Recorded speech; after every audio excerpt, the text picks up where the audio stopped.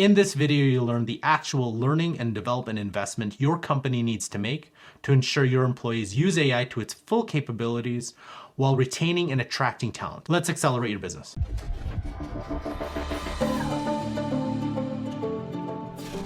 Welcome to the AI Accelerator for Business show brought to you by 0to60.ai, where you get the latest strategies, tactics, and information about the business benefits of artificial intelligence. My name is Carl Ye. I'm joined by my co-host, Jeff Bradshaw.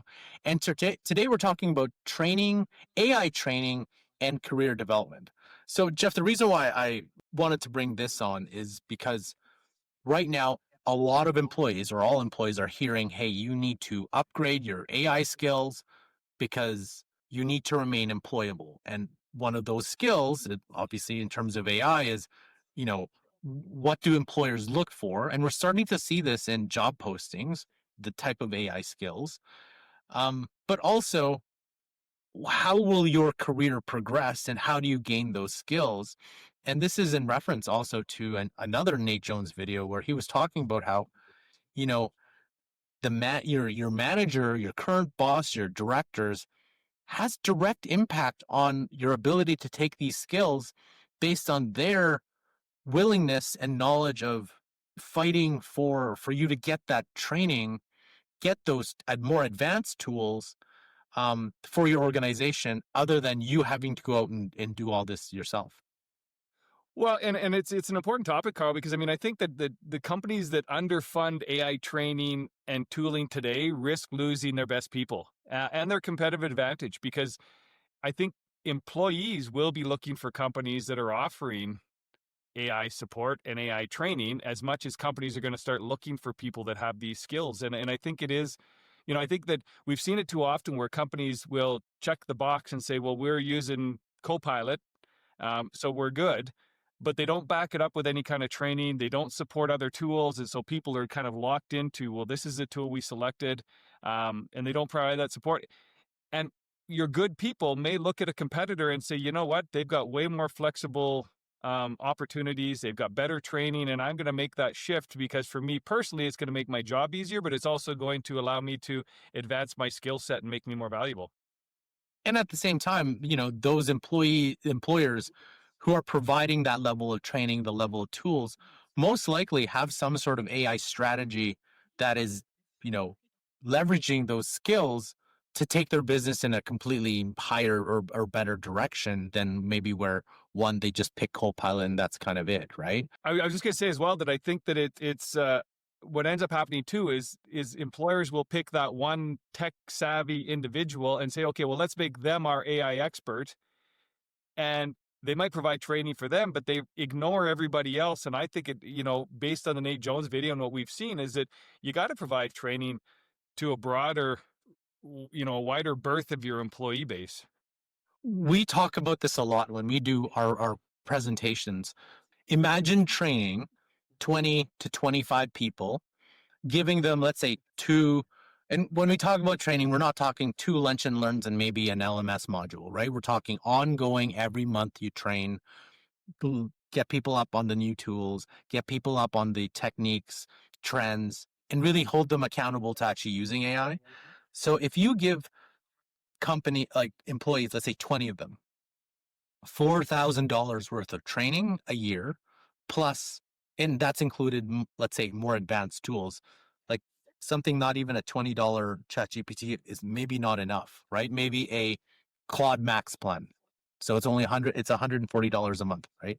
So if you package that all together, your 20 employees will be leveled up quite significantly, which then they'll be able to do a lot more leveraging AI in their skills and their subject knowledge versus just hiring one person, let's say at 100,000 plus benefits, and you'll get way more out of your company.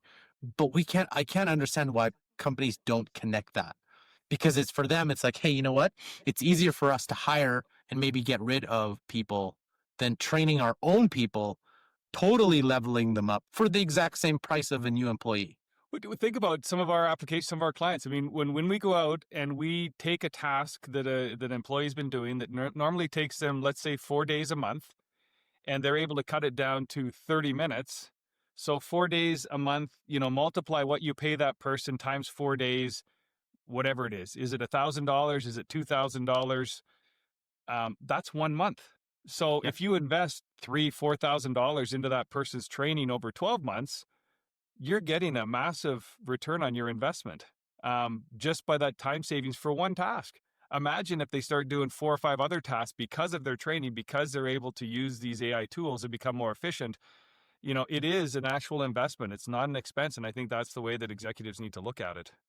There's three big things that we see here. Like the first one is the craziest one I see is the company will be, you know what, we're waiting to see how things play out, or we just want to get an understanding of the capabilities, which is like you're just literally sitting on the sidelines waiting for the perfect tool for your company. And I was like, you'll never know because this thing just is ridiculously fast, right? That's one. Then the second one is, hey, let's give everyone a co-pilot license, pat ourselves on the back and be like, hey, now we're an AI forward company, right? Then the third one is, hey, our annual budget is only this. So we got to pick a tool. We can only allot $400 per employee, and that includes all the other software they need. And that's kind of it, right? So we see these three items a lot. And I guess it's just part of legacy business operations. And that's really not good enough. Because, okay, so our last episode, we talked about the non-tech, like the transferable skills, AI skills you need. So going beyond tools. And for the most part, all of those skills require people to regularly use AI and also have access to quite a breadth of tools. But what I just mentioned of those three stances that companies take, that's not congruent. It's going to run into you're actually not benefiting your employees. So I guess but it's also a difficult thing to ask the company to be put in because that's just not how they've ever operated, and most of their people aren't used to that type of new environment that they need to be in. Well, and I mean, this is what we do with our accelerator program with a lot of companies is we provide that training on a monthly basis, but we're also tasking the people that are part of those accelerator groups to go away and come back and show us what you did the past few weeks using the AI tools. So we almost force their hands into using them. And the old, saying that I always refer to is, give a man a fish, feed him for a day, teach him to fish, feed him for a lifetime. And I think that's what we're trying to do is saying that if you can educate your employees, educate your overall organization, you're going to be able to self-sustain and start to find these efficiencies. You don't have to have guys like Carl and Jeff coming in constantly to do the work for you. You can start to do it yourselves. We're there to help get you down the path and starting to learn these skills, and we can provide the basics, but ultimately you want to become self-sustaining. What I'm finding is a lot of individual employees are actually going out and especially the more proactive, more take initiative employees, they'll go out and go spend their own money training themselves, accessing the more breadth of tools because they know what is coming and what they need to do to level up. It's just unfortunate employers haven't caught up yet, and they're more focused on ensuring, oh, we know AI is important, but we got to give the tool to employees, but we'll just give them one tool and, good luck with that. And they haven't really pieced it together why this is important and why I think this is a consideration or even an attractive incentive for people to come to your organization. Because I haven't seen yet. It's like, you know what? Well, part of the package of, if we, as a recruiter or recruiting employees, would be like, hey, we're going to give you $1,000. You know how you get like $500 per personal health spending with some companies? Yeah, we're going to give you $500 of AI training, whether we train you or you find out yourself, because it's important too. Well, and we see it in our groups, and there's usually every company we go into, there's usually at least one, sometimes two people that get it. And we're talking employees that get it and are taking the initiative themselves. And we've had just even the past couple of weeks, we've had guys they're taking night courses on their own. They're flipping the bill themselves because they see the potential of where things are going. And yet these employers are still caught in this, well, don't really understand it. So, let's not move too quickly. And you're going to, like we talked about, you're going to lose some of those key Yeah. individuals that can really help the growth of your organization if you're too slow moving for them. They're going to find the organization that's more progressive.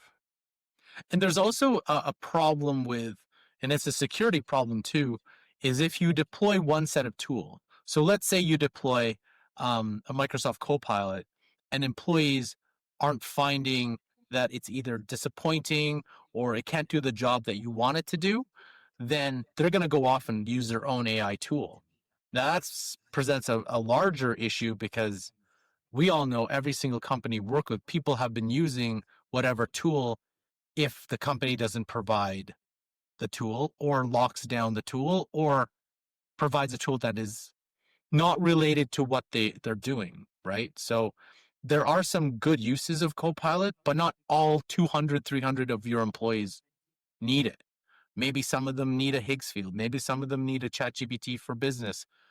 And then what's happening is they bring that in and they're going to use their tool and put company data in. And that's more of a security risk because you don't know what they're doing. And we have example after example of companies, of employees, of IT professionals saying, oh, no one's using it. You're using other tools except for this. But then we talk to employees during discovery or outside of work and they're using whatever tool, right? Yeah. Yeah. You know what? But we also, we understand where executives are coming from. When you start to have guys like us coming in and saying, well, you should invest $2,000-$4,000 per employee on training, it I get it, because we're like, hey, we're going to take you to the promised land. This is really going to pay off. And yet it's so new that a lot of executives are going, well, wait a minute, I've tested things in the past and we've wasted a lot of money. We get that too. But I still think that, AI is not going away. It's not a passing fad. It's only getting better. It's coming out as faster and faster. There might be some hiccups along the road, but you got to start at least moving in that direction. Start investing some dollars and allocating some budget to the training and exploring this. And maybe it's not your entire employee base, but start with a chunk, a percentage of your employees. And then once you start to see the payoff, then you're going to be more confident investing more dollars in it. But you got to, it's a wise investment. And I know that might sound like like I say, we're taking you to the promised land. But I mean, if you take a look at what it's done so far in the past couple of years, imagine where it's going to be 2 years from now. I think people are missing out that. Imagine if your entire company, or at least 50% of your company, were just 20% better at prompting. Just 20%. The productivity you'll gain from that is quite significant, but I think people are missing that out. And also, again, mentioning the video that we did earlier about transferable AI skills, which you can, which I'll provide a link above and in the description. We talk about like the only way you can get that is if people use AI on a regular basis. Get those skills to be able to dissect complex problems, right? Get the skills to know when to, start a project or task with AI or start it a human started, right? Start discerning when AI is hallucinating, but it sounds so convincing. All these different transferable skills that go beyond tool set. The only way your employees will know this will be to have the training and to have access to more of the latest tools so they can understand its capabilities and start problem solving rather than just using AI as a glorified Google. There's so many different types of training out there. There's paid courses. You could bring guys like us in and we provide training for clients. Absolutely. There's courses online. I think you want to be, you want to double check the training that you're providing and make sure that it's relevant, current training. But there's also stuff that companies could be doing on their own. Allocate and say it's okay for employees to take an hour or two a week to do their own training online. There's lots of information. There's tons of video. Take a look at our podcasts. I mean, what do we got? 20, 30 podcasts that people could just start to watch our podcasts and get a ton of information for free. It's just a matter of making it a priority. So again, there's different ways that you can provide this training for employees. I also think that there's the term of mechanical horse, right? So like early people who bought cars thought that cars are just a mechanical horse. Obviously that's not. Or when you bought the first TV, you thought it was just a picture with radio on it, right? But I think this is where it is that a lot of managers, senior directors, VPs are still thinking AI as just another software category, and they're treating it as such, but it's not, because it has the big transformative effect to your entire business, to your entire workflow and operations. We've seen it with all the discovery work we've done. So you can't have that mental model. But at the same time, if you do, and if you're only budgeting like 20, even the $20 a month per employee is not enough anymore, right? Because you have AI is changing so fast. So I think those are the things that current directors and VPs and so on have to understand and have to fight for their employees. And so if your director, your VP isn't fighting to get you access to get this training, then you kind of have to start questioning, who are they really in it for me in my career? Because as employees, I think it's very important to look at organizations that you can get that, or you have to go outside and get it yourself, because I think we all see the employability of what AI can provide. What and just one other note with that too is I think that it has to start at the top. How often do we go into meetings and we get executives saying, "Absolutely, we need to do this. So you go train those guys, but I'm too old, or I'm not Yes. technical, or I don't understand this." And I'm going, that's totally a lazy response. It needs to start at the top. I just shared our video that we did a year and a half ago, and it says you as a leader of the company need to be the most well versed on AI technology, and you need to be educated. It's not an IT department thing. It's not something you just hand off to people. You need to understand it yourself. So I think that education starts right at the top, from the CEO level all the way down through, because then you're providing the proper leadership, and providing an example to your employees as to the commitment that you have. And I think in the end too, if you don't start investing, the AI tooling will get more expensive, right? As more powerful models come in, they're going to start charging you more. But then it's like, then you have a whole bunch of people with this most powerful tool, and most people don't know how to use it, or using it to it's a very substandard to all its capabilities. So a question for our audience though is your VP, director, C-suite engaged and really putting in the resources to allow you to improve your career in it, giving you the AI skills to move forward with your career? And if yes, who are those organizations so people can want to work for them? And if not, why not? Learn more about AI training and development for your business by watching these videos here. Enjoy today's episode? Want to learn how AI can impact your business? Then please subscribe to this channel. Thanks for watching, and we'll catch you next time.